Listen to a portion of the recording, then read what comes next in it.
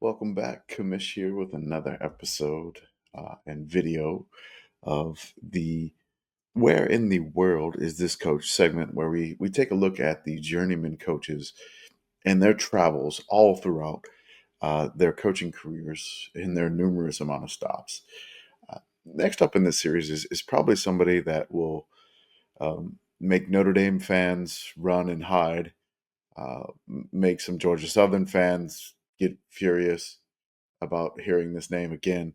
Um, also, really, I mean, maybe even some Bowling Green fans will not like this name coming here, but uh, it is a journeyman coach. And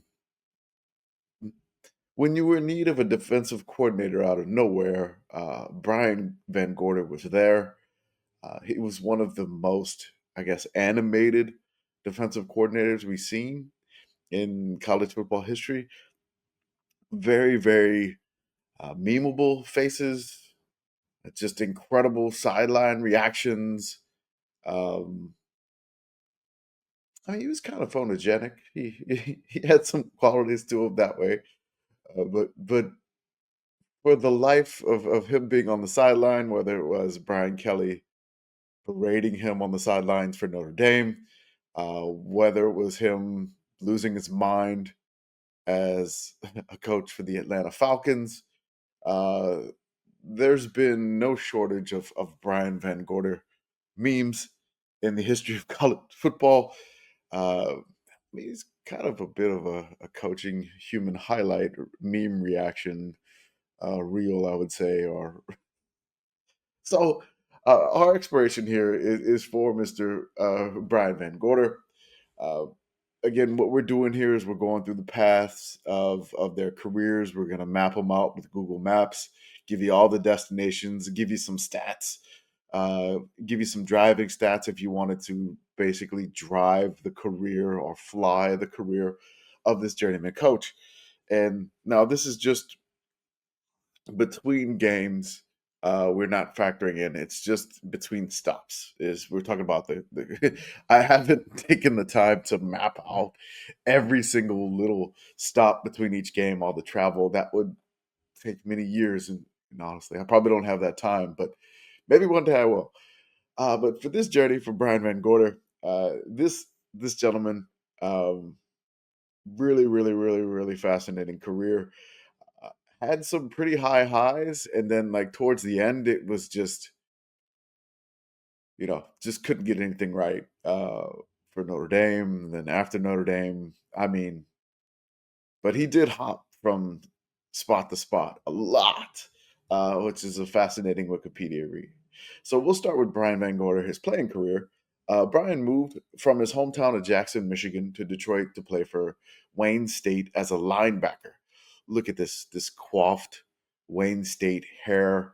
I mean, he lettered at Wayne State from 1977 through 1980, helping the Tartars, which are now known as the Warriors, to three consecutive runner-up finishes in the Great Lakes Intercollegiate Athletic Conference. I apologize there for a Hall of Fame coach by the name of Dick Lowry.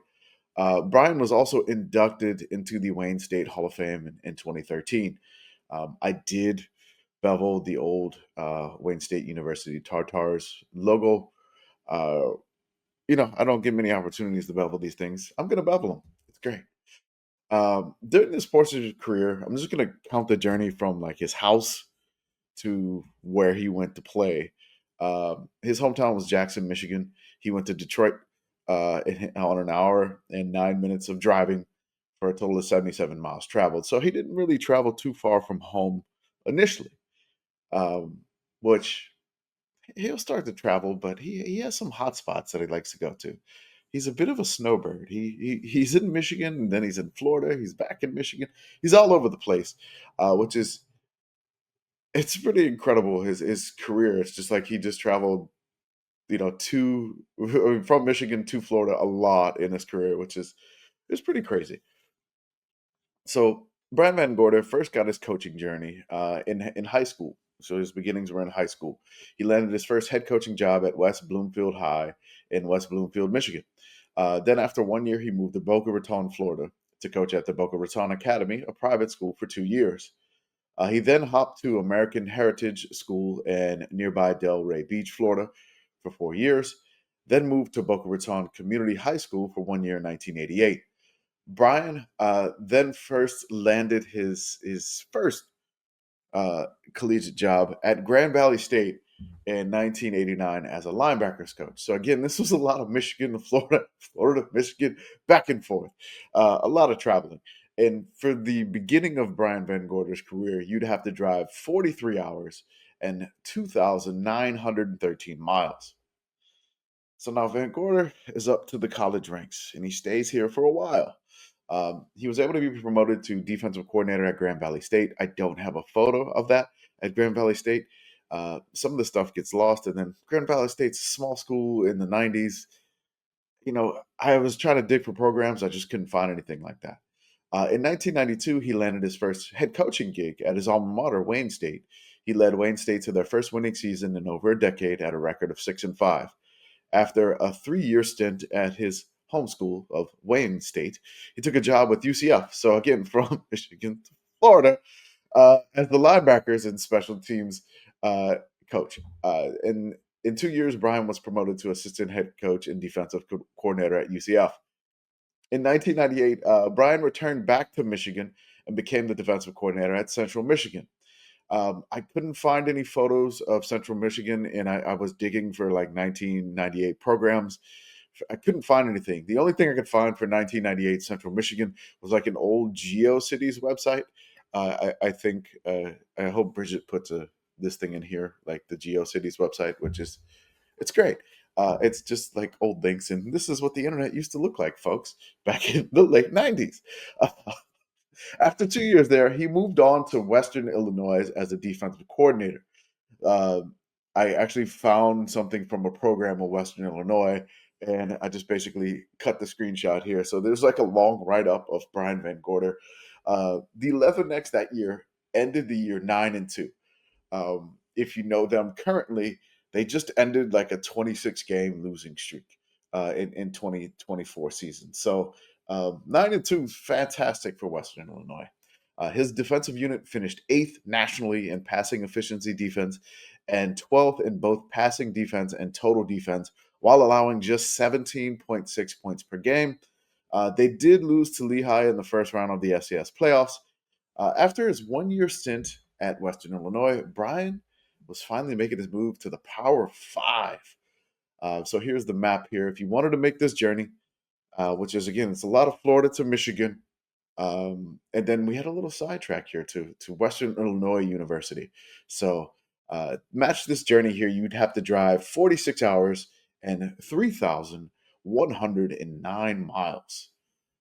This next section, I'm just going to title it Brian VanGorder, SEC college coach to the NFL and back to the SEC again. After a stint at Western Illinois, new Georgia head coach Mark Richt hired a relatively unknown VanGorder to become his defensive coordinator. In his 4 year stint at Georgia, Brian won Valvoline Southern Sports Tonight Assistant Coach of the Year and the Frank Broyles Assistant Coach of the Year award. I think the Valvoline one is more prestigious. I don't know. It's involving oil. If you need to get your oil changed, I'm not sponsored by Valvoline, but sure. In 2003, the Bulldogs defense ranked third nationally in scoring defense, fourth in total defense, sixth in passing defense. During his final season at Georgia in 2004, VanGorder's defense finished the season ranked eighth and ninth in scoring defense. So, I mean, he's got like really good defense. He's coordinating the dogs very, very well. And I mean, a top 10 defense in FBS is phenomenal. During his 4 years at Georgia, the Bulldogs defense only gave up 30 points one time, and that was against LSU in the 2003 SEC championship game. That is the only time that his Georgia Bulldogs defense gave up 30 points to the Nick Saban coached LSU Tigers, and who wound up winning the national title that year. Uh, then Jack Del Rio and the Jacksonville Jaguars called Brian to become their linebackers coach. Now, Brian only served on the Jag staff until December when Georgia Southern called, and they called him to become their next head coach. However, the year in Statesboro was one that he and Georgia Southern fans would like to forget. VanGorder resigned after that 1 year, after finishing his only season as a head coach for Georgia Southern at 3-8. Georgia Southern fans that follow us on our social media platforms, they don't like the name Brian VanGorder, because I mean Georgia Southern at this time was powerhouse FCS, and a 3-8 season, kind of unfathomable for Georgia Southern, and yeah, he was gone after a year. So Brian took nearly a full year off from coaching, but South Carolina then hired him to be their next defensive coordinator and linebackers coach in 2007. However, however, 5 weeks later, after he took the South Carolina job, the Atlanta Falcons came calling. So before he could really get in the groove at the Gamecocks coach, the defensive coordinator, he was like, "Bye, I'm going to the Falcons." He stayed with the Falcons as their defensive coordinator until 2011. In 2012, Gene Chizik, who was kind of a bit on the hot seat after winning the national title in 2010, hired Brian to become the defensive coordinator. Um, but Auburn finished a dreadful 3-9, and they cleaned house completely. Towards the end of Brian's career, it seems like they bring him in like when the coach is about to get fired, and it's just like, oh, it's like Brian VanGorder is going to save us, and then then everybody gets fired. I feel bad for Brian. It's rough. They're in this type of the journey after he's fired from Auburn, and Gene Chizik just unceremoniously removed. Not that much driving. Only 27 hours of driving. 1,751 miles of driving here. So not too bad of a journey. I mean, he really didn't make any.